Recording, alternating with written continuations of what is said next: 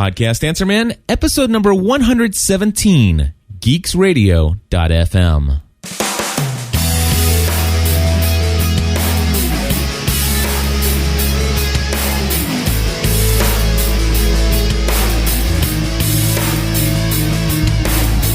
Hello, everybody, and welcome back to another episode of the Podcast Answer Man. My name is Cliff Ravenscraft, and in the studio today, I have a special guest that I'm going to be interviewing. You know, right at the end of episode number 116, I had mentioned to you all that Podcast Answer Man and Help I Got a Mac, two of our shows over here at gspn.tv, are about ready to be syndicated on Internet Talk Radio. That's right, folks. I basically just threw that one right there at the end of the last episode, and I wanted to give you a little bit more of an explanation.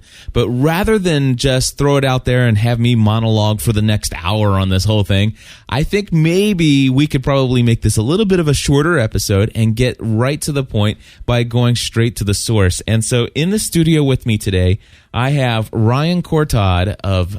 Well, let's just say he's local here to the GSPN.TV world headquarters. And Ryan, welcome to the show, man. Thank you very much, Cliff. It's a pleasure to be here with you. Now, for those of you who are not aware of Ryan Courtauld, he is part of the brains and might behind what is known as geeksradio.fm. And for those of you who have never heard of geeksradio.fm, first of all, where have you been? Seriously. Where have you been? Where have you been? But for those who haven't, and I'm sure that listening to the Podcast Answer Man, there are a lot of folks out there there is a very high percentage of our audience that is relatively new to new media and internet streaming and all this other stuff. So, Ryan, I'm going to ask you, up to this point, I know there's some changes in the works. We're going to get to that. But let's ignore the fact that anything's about to change. Prior to right now, how would you have described Geeks Radio to anybody that would have asked you? Well, Geeks Radio is just that. It's a radio station for geeks. And geeks have kind of gotten a bad rap over the years. Geeks are the people that you see with the pen protectors in your pockets and everything like that. But a geek is really somebody that's passionate about something. So you could be a geek about cars. You could be a geek about sports. And what Geeks Radio does is it allows people on the internet to kind of take the reins and do their own music or talk show and have people listening it from their home computers. Excellent. So I guess would you say that it's pretty safe to say that it would be just like a typical, maybe more closely aligned to what some people think of as AM radio, although on FM stations there are stations today on the FM dial that are a little bit of a mixture of talk radio, but combined with music as well in the format. Correct. We have talk radio and we have music radio, so it's kind of a combined format depending on what the listener at that point wants to listen to.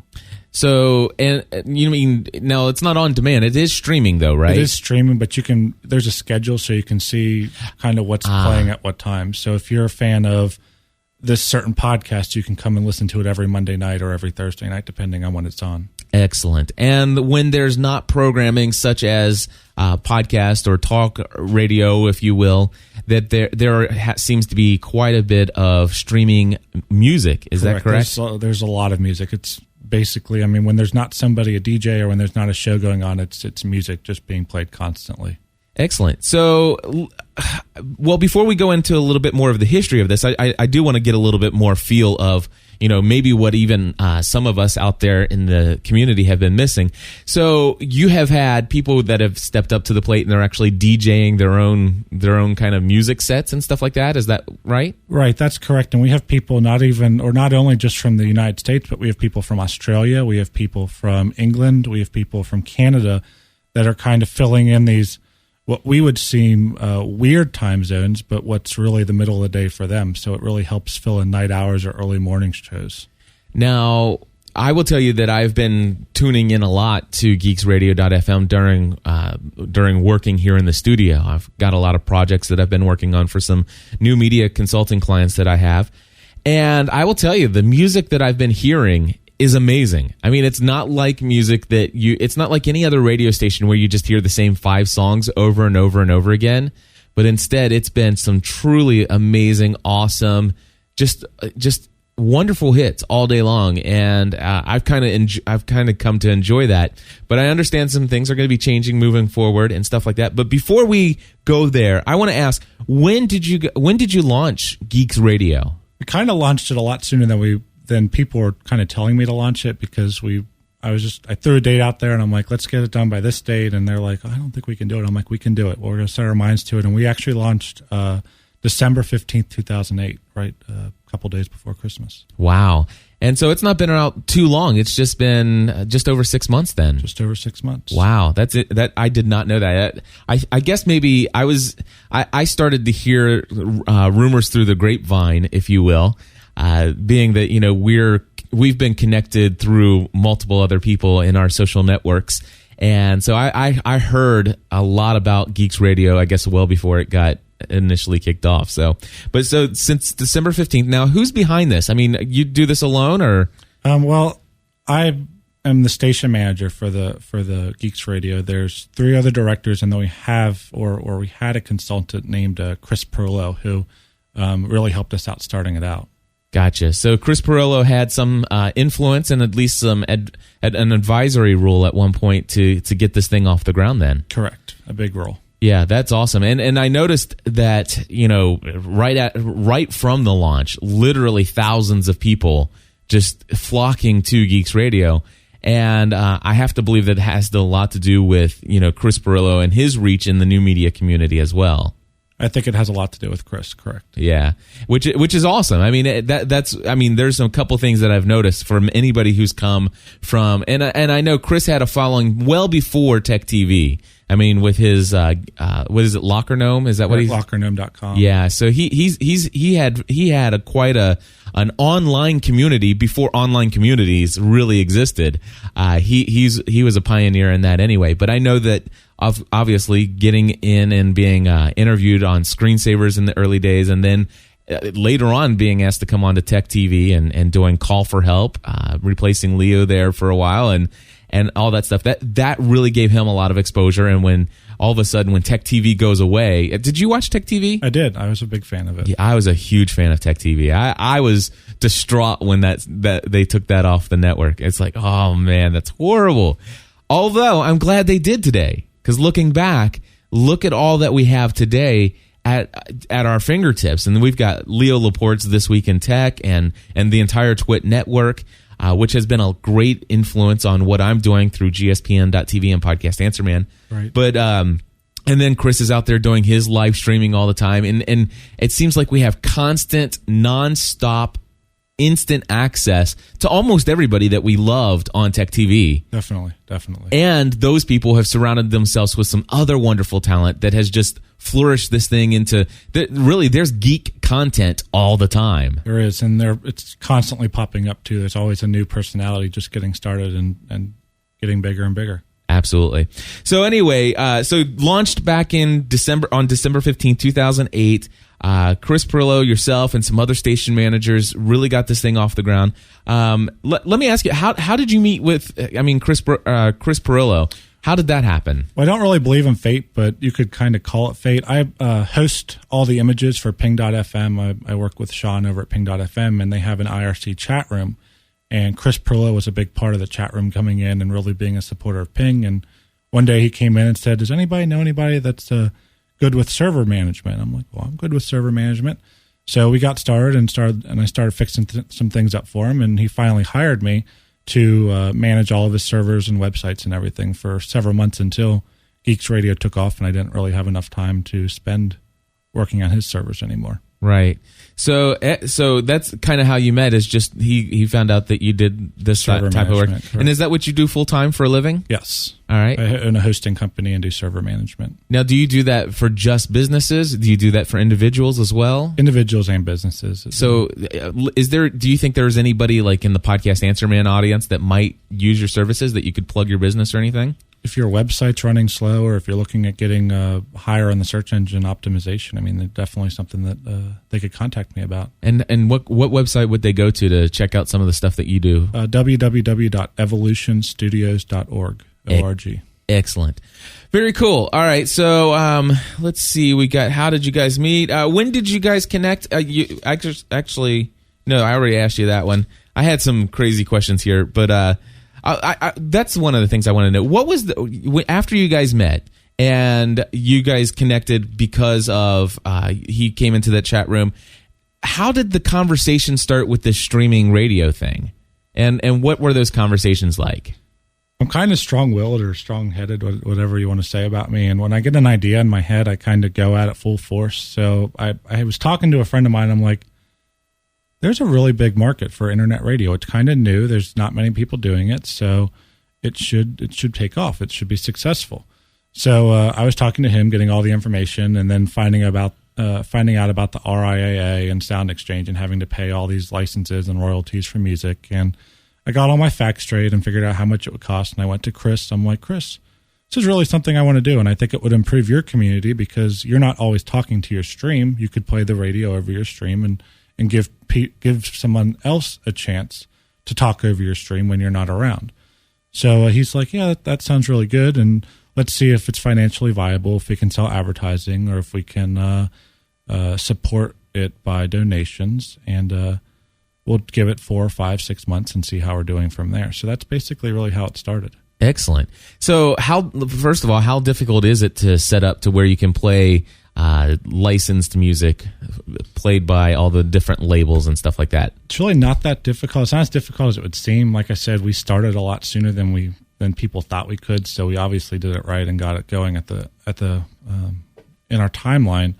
The biggest thing is about keeping your audience coming back, and that's kind of the hardest part, is to keep your audience. Right. So now, what's involved with internet radio? I mean, obviously, there is reporting issues and stuff like that. How does something like that work? Basically, the biggest thing the most expensive thing, the royalties really aren't that expensive. The most expensive thing is the bandwidth. Okay. To be able to run music to thousands or hundreds or however many people you have listening to you have to pay per song, per listener for bandwidth as well as for the royalty licensing. So you have to register with the RIAA, you have to register with Sound Exchange, and you basically have to average how many people listen to a single song and pay per listener per song to each one of those two places. Gotcha. Now, there are some things. Now, first of all, you said you were going to give it about 6 months, see how things go, and financially, see if this can be something that's sustainable. How has that worked for you? It actually hasn't really worked that well, which is why we're kind of rolling out some new changes. Competitors out there you have local stations getting on the internet now. You have Pandora. You have your people having their iPhones and iPods and can basically pick whatever music they want to listen to now. So internet radio, while I think it is going to be a thing of the future, I just don't think it's something that's really going to be taking off anytime soon. Right. So, I somewhat agree with you, and I think internet radio is a thing of the present, and I think it's going to be even more so into the future.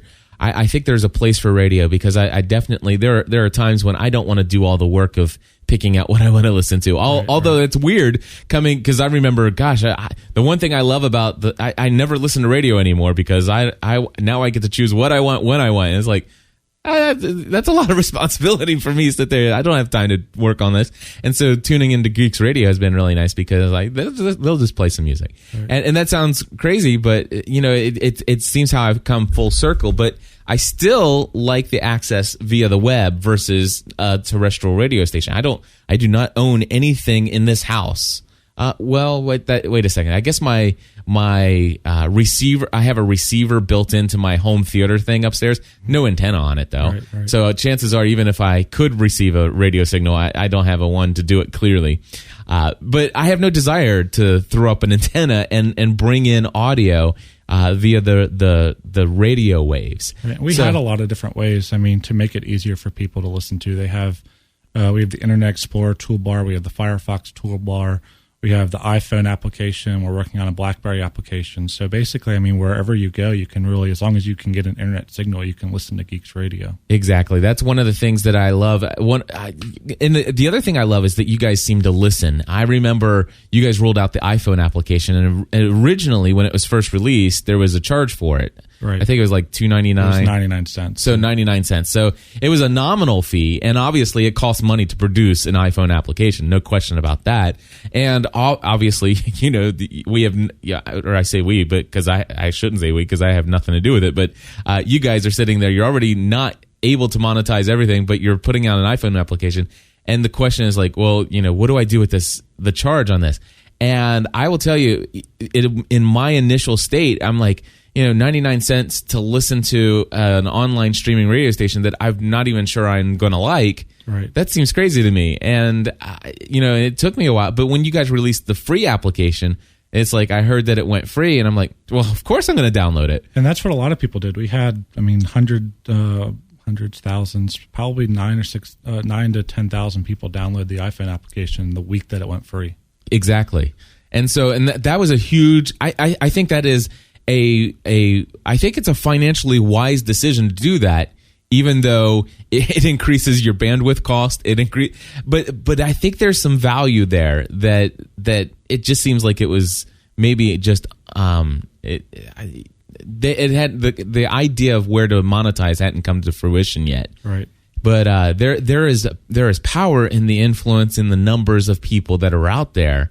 And I'm glad that I personally am glad that you guys released the free application, because when you did, all of a sudden I was introduced to Geeks Radio, and that's when I started to say, "Wow, this is interesting." And I started listening to it on the web, right, you know, while I'm working. And so I'm glad you guys made that decision to do that. So anyway, here we are, almost 6 months later, and from what I understand, there were plans to make some changes. What were the initial plans when you announced it publicly at first that there was going to be a transition? The initial plan was to just do no more live feed and just have podcasts available from our DJs or from other people that wanted to be on it on the website where people could download and listen to it.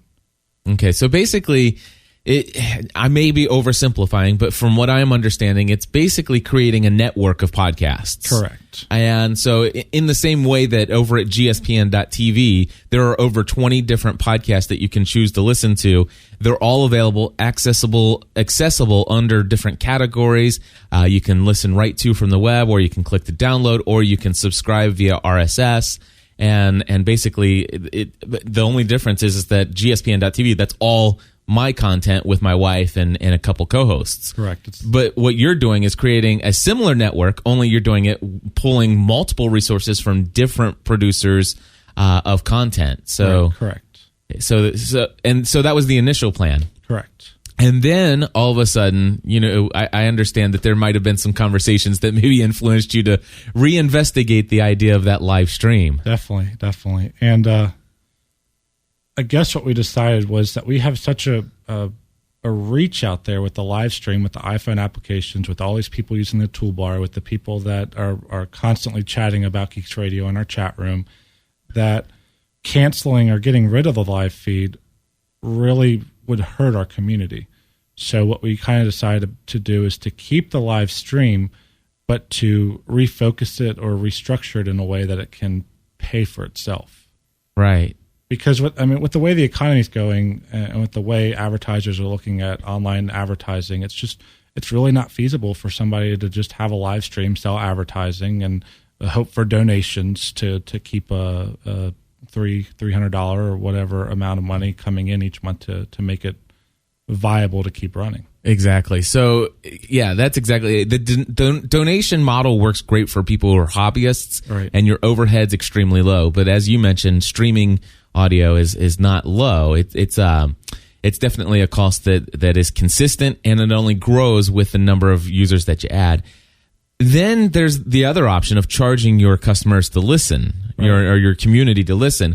Now, that can work in certain circumstances, and obviously I've got a little bit of that model going on for gspn.tv, and for me, I felt that was the right thing to do, and I'm still certain of that. And but the thing is when it comes to the niche that you guys are in, which is podcasting and technology, geeky stuff, I mean, there's so much to choose from. Right. That, the chances of you having some people who are so passionate about geeksradio.fm that you would get a number of people who will pay for the access to that. Maybe whether it be $2 a month, $5 a month, you'll have a subset of your community that'll pay, but a lot will be lost. And so, tell me, what have you guys decided to do? How are you going to financially make this feasible to keep that stream up and running? Basically, what we're doing is podcasters that are committed to podcasting are looking to get their name out there and get their podcast out there. So what we're doing is we're going to keep our live stream and we're going to play podcasts from podcasters that submit it. And we're going to have a fee per month that podcasters would have to pay to get their podcast on our stream. They'll be able to select the time and day of each week that they want it to be played. And then during off hours, we'll play previous episodes. And then as well, we'll put their episodes on our website for people to be able to download and listen to as well. So basically, it's going to be not only you're going to continue. I think the original idea of moving forward by having this network of podcasts that are streamable, streamable on demand on the website, correct, with archives available and subscribe feeds for podcasting purposes, right. But you're also going to do, in addition to that, continue the live stream and taking people's pre-recorded content and streaming that at programmed hours. Correct. And that'll open up podcasters to be able to be listened to, not by going to their individual website, but by using the Geeks Radio's, all of our applications that we have out there, like I mentioned, with the iPhone and the toolbars, and just by the website. So I happen to know one of the first people you signed up was somebody I happen to know pretty well. Yes. And I'm excited to announce, or to have already announced, that I'm going to be one of the folks that are syndicated out there on geeksradio.fm. And not only Podcast Answer Man, but also Help I Got a Mac. And from what I understand, so I don't know, do I have the Tuesday time slot? I believe you have the Tuesday time slot. Okay, so the Tuesday time slot, and I think I'm going to be on from 2 to 4. Is that right? I thought it was 1 to 3. No, 1 to 3. So I chose the Tuesday time slot from 1 to 3. And the reason why I personally chose that, I figure, a lot of people are going to be streaming while they're working. A lot of graphic artists or data entry people. I happen to know from my listening audience when they tell me they listen to the podcasts. So I happen to feel, okay, at the office, a lot of people just got the stream running in the background. And so I'm going to get the East Coast people after they get back from their lunch breaks. And I'm going to be getting 3 hours earlier, I'm going to get all the West Coasters who are streaming while they're at work before they leave for lunch. And so it made a great, I think it was a great decision to try out those hours and stuff. Now, have you got a bunch of other people, I guess, to sign up? Obviously, you said you were going to wait to make the decision to definitely keep the stream going until you had enough commitments. Right, we had a minimum that we had to reach just to make sure it'd be financially viable to keep it going, and we did reach that minimum. We have, I believe, 10 people confirmed and signed up. I'm thinking by our launch date or our relaunch date of Geeks Radio on July 1st, we'll have probably a couple more after that. And then we'll continue adding them as podcasters come and say we'd like to be added. Excellent. And if there are some people, now, first of all, it's geeksradio.fm, right? Correct. That'll remain the same. Right. And so the question being is, what type of programming are you guys looking for? Are you trying to stay into the geeky realm? I mean, geeky. Okay, so geek can be just about anything. Right. What if I had I'm just talking about cars? Car show would be great. I mean, you have your niche audience. You have, and basically, I mean, a lot of people or a lot of podcasters I've talked to are saying, well, what's the value in it for me? And I'm saying the value in it for you is that you're not just targeting your community that you already have. You're targeting all these other communities that have committed and signed up, and you're drawing all of these people that like listening to podcasts into one place to listen to podcasts. Right. So they can be like, oh, well, I just listened to Help I Got a Mac. Let me check out more of Cliff's podcast by going to gspn.tv. Or, oh, I liked the guy's podcast, or I liked any of these different podcasts, and they can go to the website. And what we're doing is we're hosting the files for the podcaster. We're promoting them through Twitter, which we have 4,000 followers. We're promoting them on our website. We're using any extra money that we receive from podcasters or through subscriptions to run giveaways and buy prizes and let the network run its own giveaways for the listeners. So there's a lot of thought that's gone into this to make it profitable, to be able to be self-sustaining, as well as to make it a good network for people that like to listen to podcasts. Yeah, I tell you, I love the concept. And by the way, the way that you've monetized this is the fact that, podcasters are going to pay to be syndicated on the network. And a nominal fee. I don't know if do you want to say it here, or do you want them to contact you about that? It's public. I mean, okay. It's a $20 fee a month. I mean, which works out if you're doing, it's a 2-hour set that you can fill each week. So it works out to $5 a week. Yeah. So it's not that expensive at all.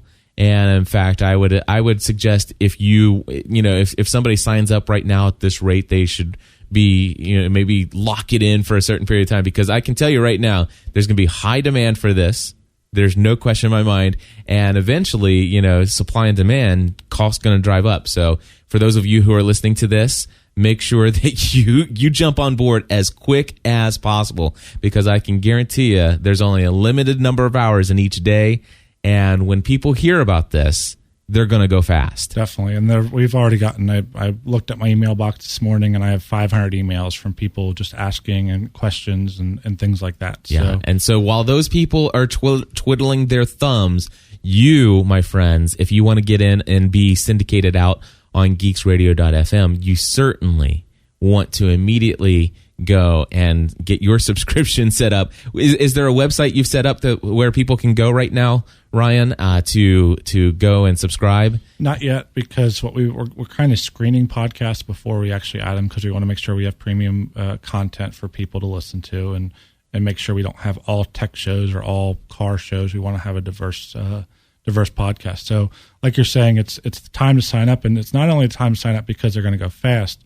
It's the time to sign up because your niche area that people are going to be listening to might get taken, and somebody we might have 4 car shows and not want to add a 5th car show or a gardening show or a movie review show. I mean, there's so many different niches out there that you can fill. So I just heard gardening show. I happen to know one of my clients who has a gardening show, and I think it's a great idea there. Joe, you know who I'm talking about. So you need to get in touch with Ryan. Where should they email to send an email to get into the screening list? They can email info@geeksradio.fm, and that way one of the directors will look at it, and we'll talk and get back to you. Now, I personally believe that it won't take very long at all to fill all 24 hours a day, 7 days a week of your schedule with podcasters who are paying to be syndicated out on this awesome network.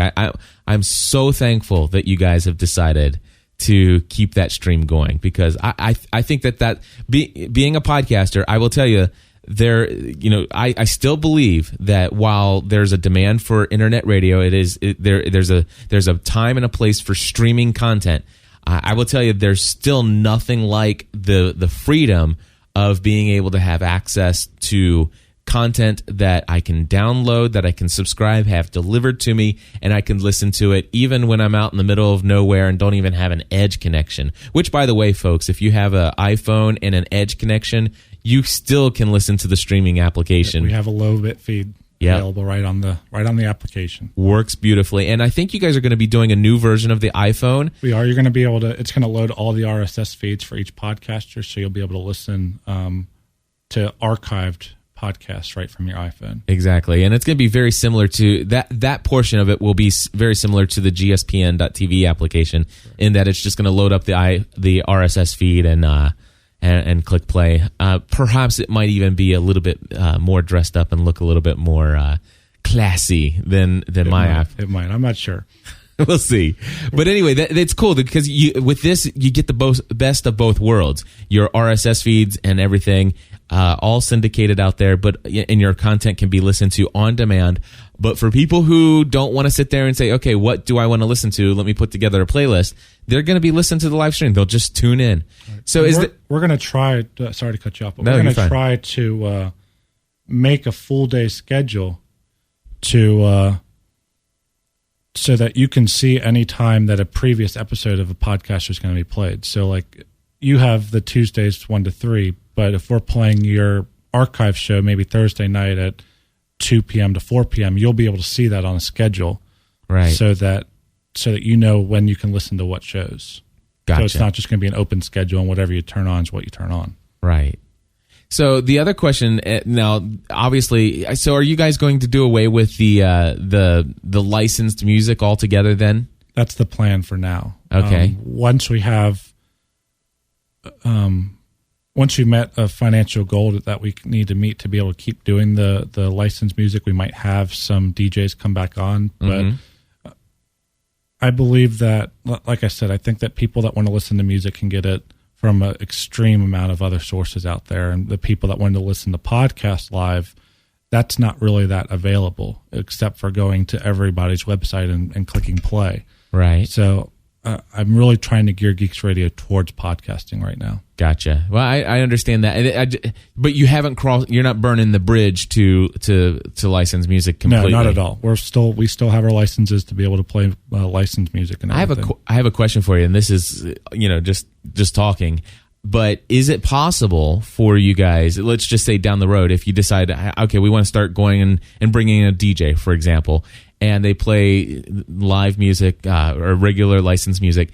Can that be made available through the licensing for download as well? No, it's not. You can't do that. You can't do that. I know that there are separate licenses for people to do that. Right. But from what I understand, those get even more complicated. Right. And we're not going to get into that, that type of licensing. So let me just boil this down. So in the event, let's just say, and it's completely hypothetical because you guys have at this point stated, and I accept fully, that right now there's no plans at this point to go back to the streaming licensed music. But let's just say hypothetically, if somebody like me said, you know what, I wouldn't mind doing an hour or 2 hours once a week of just running my own radio show of licensed music. So I could actually do that and stream that out, for 2 hours once a week, have it completely live, do a live call-in show and all of that stuff. And you guys would pretty much take care of doing all the reporting and stuff like that. And to be honest with you, if I were to do that, I wouldn't mind paying you for not only for the normal cost of the $20 or whatever for those 2 hours once a week, but I wouldn't even mind kicking in extra fee towards the licenses to play that music.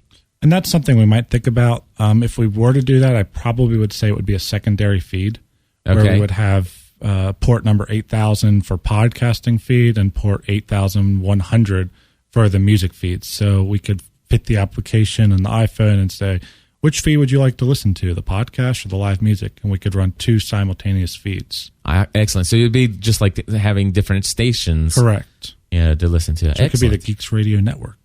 Awesome. I like that. I'm excited about what you guys are doing there and the thoughts about that. Of course, as a podcaster, I would assume that you would also be willing to take PodSafe Music podcasts. Correct. PodSafe Music are already welcome on the network. In fact, tonight we're turning off our live feed to get it all ready for our Wednesday relaunch, and we're going to be playing PodSafe Music up until Wednesday when we start doing podcasts.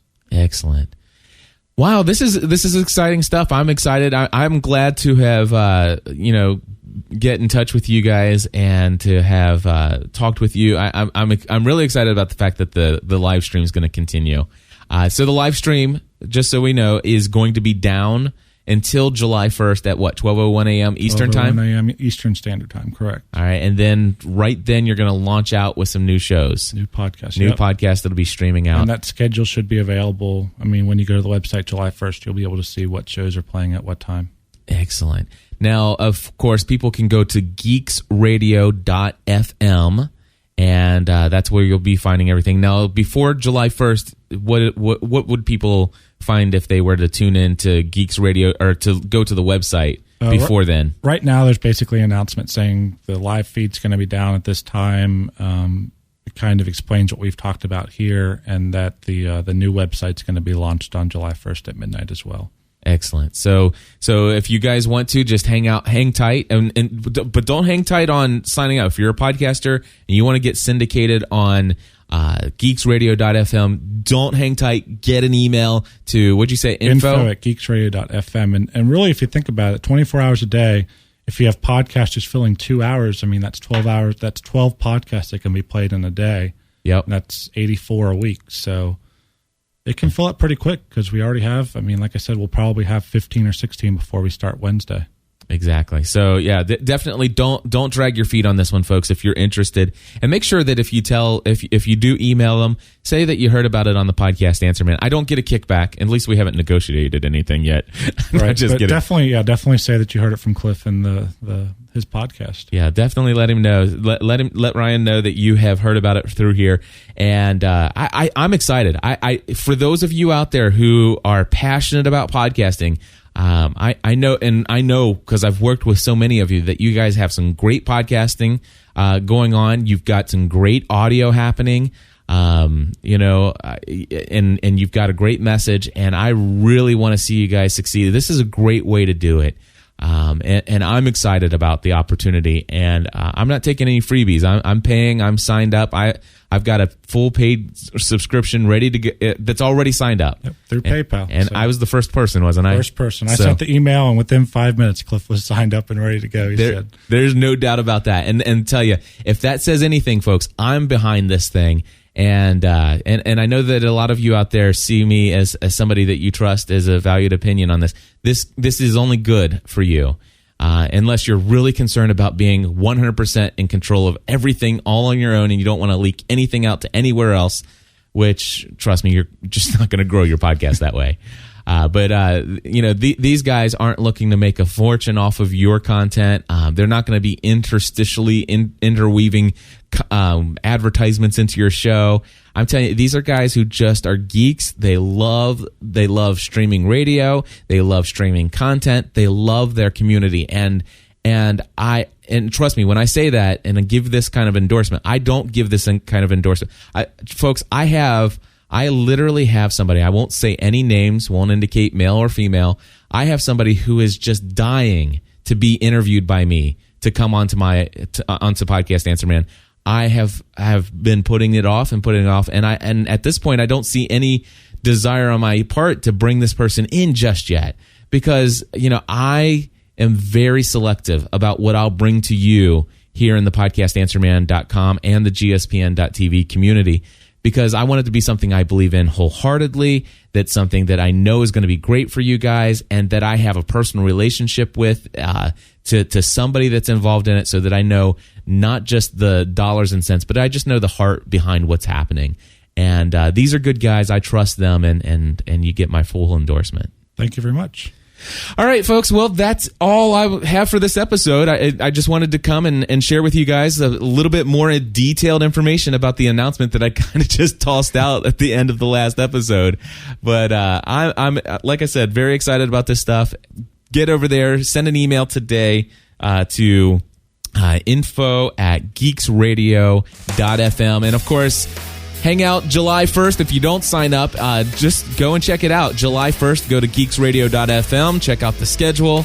And if you don't already have it, go ahead and download the existing iPhone application.